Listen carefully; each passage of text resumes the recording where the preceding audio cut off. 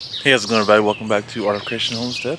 We're out here on a beautiful Sunday, and we'll talk about Jesus today, right? We do thank you guys for tuning in. I do appreciate it. Today, we're going to continue in John chapter 4. Jesus has finished up his encounter with the woman at Jacob's well. So after 2 days, he left for Galilee. So he's leaving Samaria. Samaria is going to Galilee. He's going to Galilee, and where he's originally from, kind of, because it says, now Jesus himself had pointed out that a prophet has no honor in his own country. So he's going back talking about how, hey, look, people where you're from, they've seen you raised, they've seen you born. They don't exactly see, they don't see you as who you really are. They see you as a little kid, sometimes maybe whatever, But so Jesus has no honor in his own country. But it says, once more when he visited Cana in Galilee. This is John chapter 4, verse 46. Once more when he visited Cana in Galilee, where he had turned the water into wine, and there was a certain royal official whose son lay sick at Capernaum. When this man heard that Jesus had arrived in Galilee from Judea, he went to him and begged him to come and heal his son, who was close to death. Unless you people see miraculous signs and wonders, Jesus told him, you will never believe. The royal official said, Sir, come down before my child dies. And Jesus replied, you may go, your son will live. The man took Jesus at his word and departed. While he was still on the way, his servants met him with the news that his boy was living. When he inquired as to the time when his son got better, they said to him, the fever left him yesterday at the 7th hour. Then the father realized that this was the exact time at which Jesus had said to him, your son will live. So he and all his household believed. This was the second miraculous sign that Jesus performed, having come from Judea to Galilee. It's a very simple idea. The official took Jesus at his word. How often do we just simply need to take Jesus at his word? In whatever situation may be, just take Jesus at his word, right? Why do we waste time worrying about things that we have no control over? Why do we waste time, being anxious about things? Why do we waste time just simply not trusting God about things? Just take him at his word. Just take Jesus at his word. And basically we need to know what that word says. Maybe that's the problem. Maybe sometimes we haven't read the Bible enough. Maybe that's just not always our first option.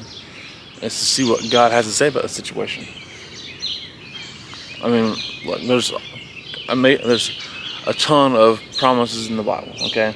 If God says something, it's a promise. Good or bad, it's a promise. Because he can't lie.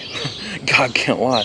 So if he says something's going to happen, it's probably going to happen. If he says there's a reaction to a certain action, it's probably true, right?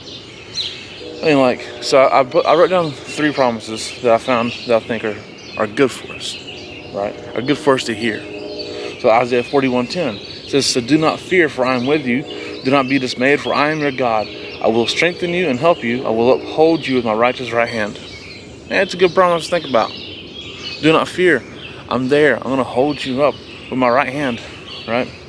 Deuteronomy 31:8, it says, the Lord himself goes before you and will be with you. He will never leave you nor forsake you. Do not be afraid. Do not be discouraged. Hey, don't be afraid or be discouraged. I'm not leaving you. I'm going to be here, right? Psalm 37:23 and 24 says, the Lord makes firm the steps of the one who delights in him.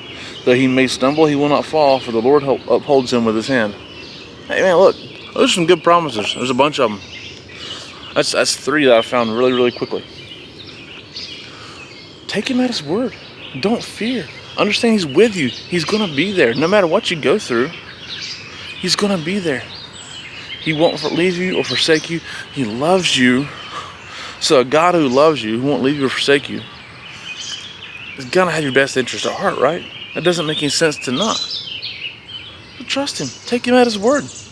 This royal official just took Jesus at his word, went about his business, and his son was healed.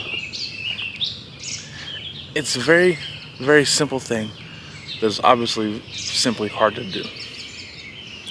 But we got to learn how to take Jesus at his word, move forward in life, trusting God, Because so often when we don't trust, when we fail to take him at his word, we then also don't move forward in life.